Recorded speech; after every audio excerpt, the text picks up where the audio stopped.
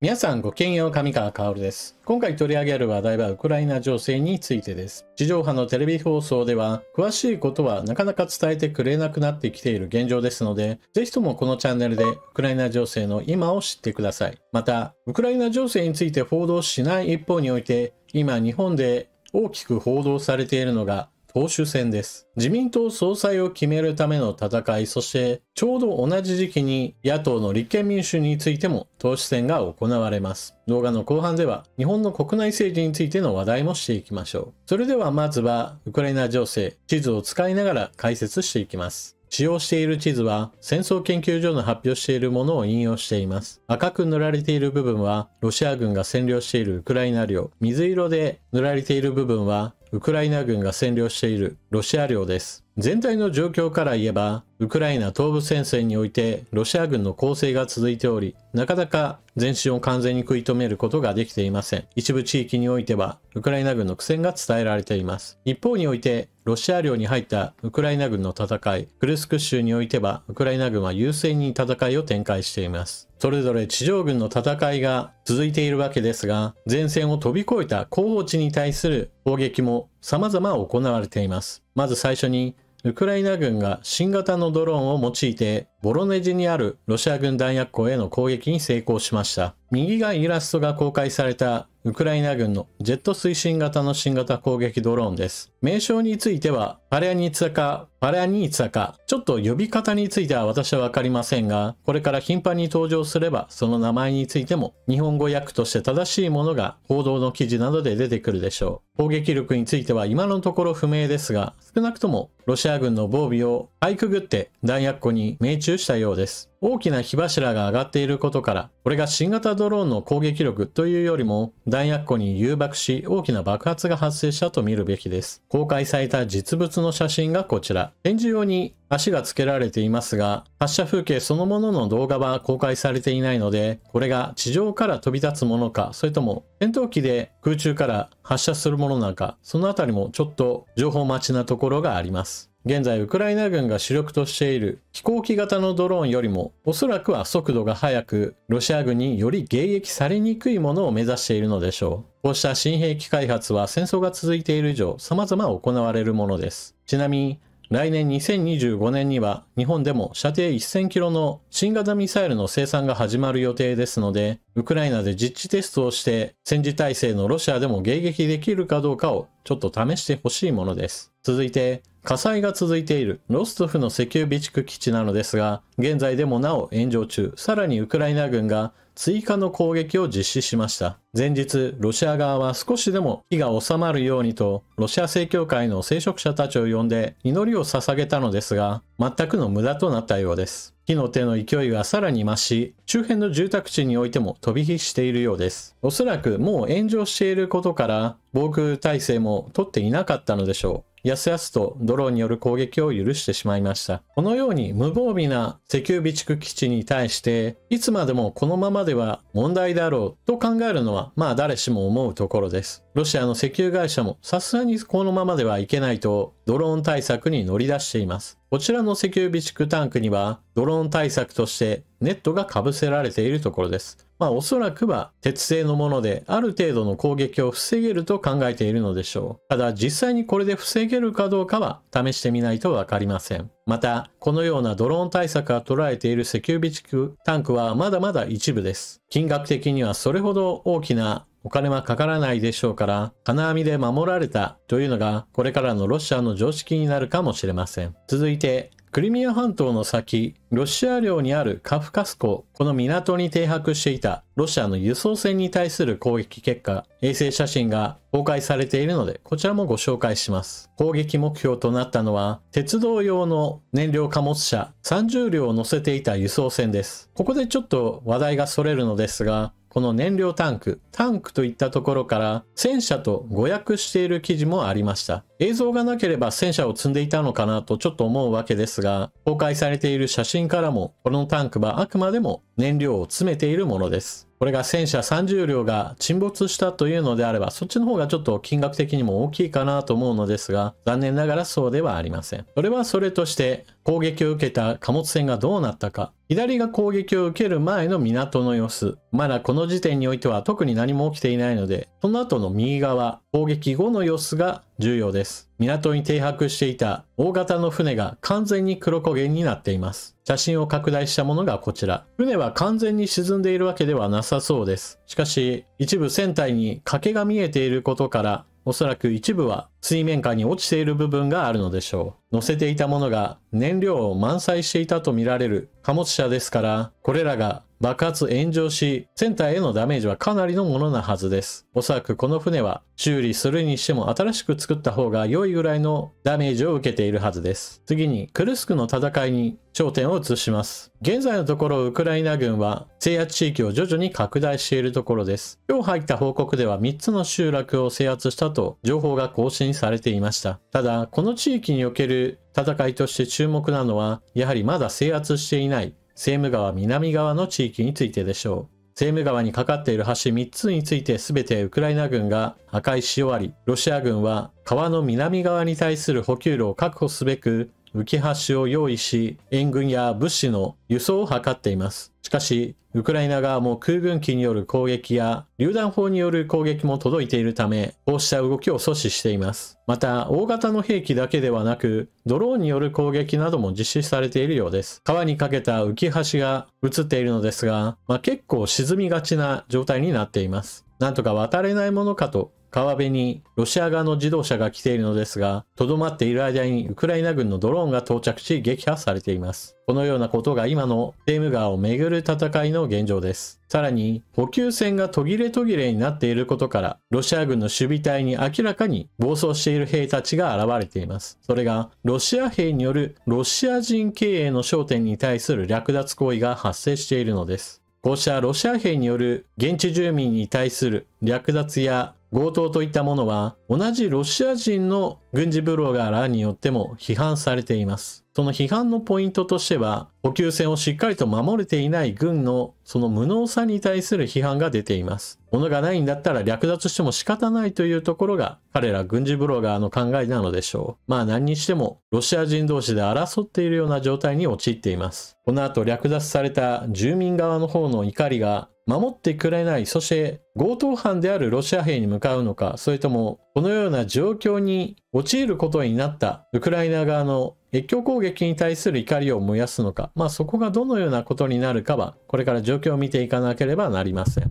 ちなみにクルスク地域においては多くの徴集兵がおり、これらの兵士たちは戦闘意欲が低かったことからかなりの数ウクライナ軍の捕虜となっています。非常に多くの捕虜を得たことによってロシア・ウクライナ間の外交交渉が活発化し、捕虜交換が実施されました。今回、ウクライナに帰ってきた捕虜は115人。これらの人たちの中には、ウクライナ南部、製鉄所に立てこもった兵士たちの一部もおり、これらの人たちが帰ってきたのには朗報だと言えます。ウクライナ軍は今後もクルスクにおいて多くの捕虜を獲得し、ロシア兵に捕らえられた人たちを取り戻す戦いも続きます。クルスクについての情報最後は、クルスク原発周辺における塹壕掘りが進んでいます。こちら衛星写真からの情報です。ロシア軍としてはこの地域の部隊が整っていないことから、ウクライナ軍による制圧地域の拡大、ある程度は仕方ないと見ているかもしれません。この地域にあるクルスク原発の近くに塹壕を掘っており、前線からはまだまだ遠い距離です。ここまで進めるかどうか、そしてそこまで進むのを許すのかといった面で、両軍の動きを追っていきましょう。さて、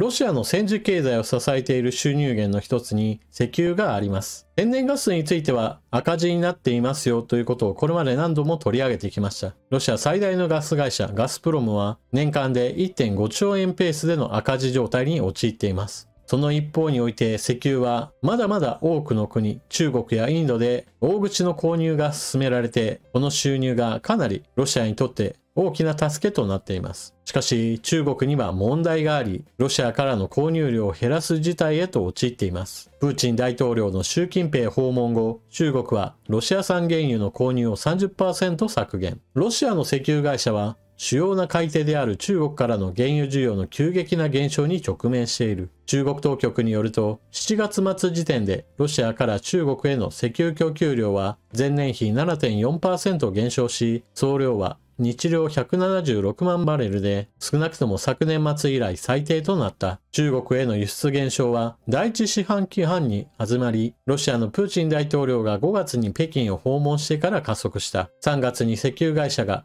日量255万バレルを中国に販売。6月には日量205万バレルに減少。7月には190万バレルに達したことになり、4ヶ月間で中国への石油供給は 30% 減少しました。専門家らによると、中国は依然としてロシア石油の最大の買い手であり、輸出する石油の 43% を占めている。ロシアが中国に輸出する全物品のうち、石油がほぼ3分の2を占め、原材料が 90% を占めている。ロイター通信によると、7月の中国の原油輸入総額は2022年9月以来最低となった。中国の成長鈍化に伴い燃料需要が減少している。陸上戦闘における優勢苦戦といったものを伝えているわけですが、同時にそれだけで戦争全体の決着を見るわけではありません。それぞれの国に経済があり、それぞれの国の政治状況があります。そして戦争といったものを行っている以上、軍をどれだけ支えるかといったことも重要なこととなります。ウクライナ軍の遠方に対する攻撃というのは、戦略資源に対する攻撃が主体となっています。ロシアの戦時経済を支えている収入源は、金額から言って石油や天然ガスといったエネルギー資源です。もちろんそれ以外についても、ロシアは様々なものを海外へと輸出しています。穀物を輸出していたり、ダイヤモンドなどの鉱物資源などについても輸出を行っています。しかし、金額ベースで言えば何と言っても石油です。その石油について今大きな変化が起ころうとしています。その原因となっているのが中国です。今回の記事でも取り上げましたが、中国がロシアからの購入を減らしている理由は何と言っても中国経済の不調にあります。経済活動全般が低くなれば当然のようにこれまでのようなエネルギー資源はどうしても必要ありません。その分だけ購入を控えるわけです。そしてそれが直接的にロシアにとっては収入減になるので、ボディーブローのようにこうした販売額の低下は効くわけです。さらにロシア国内における事情としても、ウクライナ軍が石油精製施設や石油備蓄基地に対する攻撃を繰り返しているので、必要な時に必要な量を生産するのが難しくなったり、どこかに貯めておくといったことも、貯蓄タンクが爆発炎上していては、そのようなことも叶わないわけです。こうした状況というのは、外に売るときには総量として低くなるから収入が低下する。さらには国内においても、必要な時に必要な量を得ることが、いちいちめんどくさいことになるので、コストが上昇し、販売価格に上乗せされ、それが国民への打撃へとつながるといった、これらはいわゆる悪循環というやつです。そして、こうした全体状況を見るときに大事なのは、年数の結果によって状況そのものが別に改善しているわけではなく、ロシアにとっては悪化していくということです。少なくともロシアにしてみると、2022年の本格的な侵攻の段階においては、自分たちが世界のエネルギーを支えている面があり、欧米は大して経済制裁をかけられないだろうと踏んでいたのです。しかし、天然ガスについてはヨーロッパ市場で購入してくれる国は大幅に減少し、ガス会社は赤字転落。そして石油についても、頼みの綱の中国が経済的に不調となり、もうあんまりいらないですよとなっていますし、天然ガスのパイプラインについても、高い金で買う気はないよと、パイプラインの設置費用をロシアが持った上で 70% 以上の値引きをしてくれないと買わないよみたいな、ものすごい話を投げかけているわけです。あとは、中国以外の大口顧客であるインドがどう動くかです。インドは中国同様に国際市場価格よりも大幅な値引きをロシア側に要求し、それが通ったのであるならばと、どんどんとロシアから原油を購入しています。一方において、インドにおいても少し政治状況は変わりつつあるようです。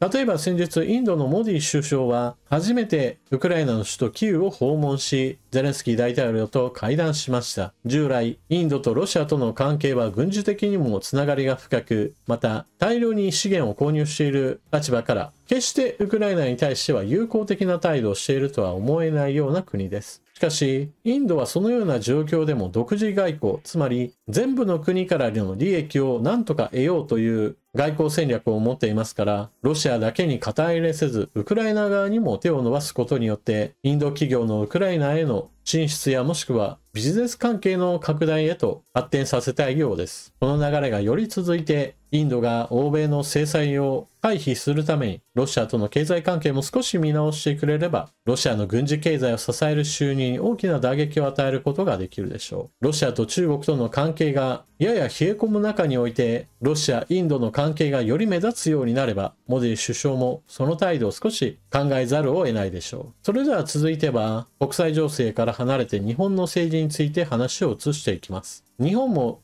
ロシアに対しては経済制裁をかけ、ウクライナに対し経済人道支援をしている国です。ロシアが国際秩序を乱し、他国へ侵略するこの状況を、決して日本にとっても良い状態ではありません。何しろ日本はロシアと隣接し、中国の軍拡をまさに目の当たりにしている状況です。そこで政治指導者が誰になるかといったことは、多くの人が関心を持つのは当然でしょう。自民党総裁選、そして野党の立憲民主も党首選の時期となっています。自民党総裁選に出たい、出ようかな、もう出ますといった感じで動きを見せている人たちの一覧がこちらです。これまでにないほど多くの人たちが自民党総裁選に出ようとしていることから、これは大きな関心を呼んでいます。少なくとも岸田政権において大枠としての派閥解消といったものが行われ、派閥の領袖と呼ばれるような人が誰が総裁選に出るかもかなり差配していた状況とは変わってきました。総裁選となれば出てくるよなと言われるような人たち、プラスアルファ新しい顔も加わっており、それぞれの支持者の人たちがそれぞれあれこれ言っているような状態なので、関心を呼ぶのも当然の流れと言えます。一方において野党民主党においては全くパッとしない顔ぶれとなりそうです。現代表である泉代表その他においては、今のところ野田元首相、枝野前代表の2人が有力視されています。しかし、パッと見ただけでも、男しかいないんだなとか、もしくは全員党首経験者なのかといった具合にして、これから新しくといったような顔ぶれではありません。また、男性に偏りすぎているのも問題でしょう。自民党総裁選、まだ実施されているわけではありませんから、誰が論戦の場に出てくるかは今のところ定かではありません。ただし、ものすごい総評から最初に言っておかなければならないのは、こうした自民党総裁選を報道すること、それ自体は全く悪いことではありません。一部の人たちの中には、自民党政権そのものが変わるわけではないんだから、たとえ総裁が誰になろうと、その人が総理になろうと、結局のところは自民党政権であり、全く何一つ変わるわけがないという表現をする人もいます。私はそうは思いません。確かに、自民党、公明党のこの連立政権である、その枠組みそれ自体は変わらないでしょう。しかし、総理が誰になるかによって、何を重視し、何を軽視するのかといった政策の配分は変わってくるものです。総裁選そのものについて全否定する動きといったものは、ちょっと的外れだと私は思います。また、私は自民党の支持者ではありません。しかし、誰が総理になるかによっても、おそらく評価は異なってくるでしょう。ものすごくわかりやすいところで言えば、財政出動を多めにするのか、いわゆる経済政策を大事にするかどうかであったり、安全保障問題にどれだけ深く関わって政策を進めていくかといったところは、やはり見ておかなければなりません。例えば、岸田政権についてもう0か100でしか評価できない人の中には、経済制裁だけではなく、外交安全保障問題についても0点をつける人がいます。しかし、そのような大雑把な見方では、まともな指摘もできなくなってしまうと思います。少なくとも岸田政権においては、安全保障問題については改善が図られてきました。問題なのは、総理が誰になろうとも、国民の負担がどんどんと増えていく、現在の社会保障制度の改定に手をつけずに既得権益化してしまっているところです。また、すべての問題を解決する政策というのは結局のところ経済成長しかないというのが答えなわけですが、一方において財政のバランスを取らなければならないとして、結局のところお金を抑え気味にして、それがまた経済成長を阻んで、ぐるぐるとお金の巡りが悪くなって、最終的に国の経済を低成長に陥れてしまうといったこと、このような愚行を繰り返すのは避けるべきです。そうした意味で、誰が総理大臣になってどんな経済政策を打ってどんなお金を出し方をするのか、このあたりはやはり見ておかなければならないでしょう。一方において立憲民主党、本来であれば自民党の支持率が下がっているわけですから頑張らないといけないのですが、やはりどうしようもないなといったところがあります。最低限でも若手の中から誰か声を上げる、女性が誰か一人でも声を上げるといった状況は作っておくべきだったでしょう。今回のように以前投資をしましたといった人が再登板しようとする試み、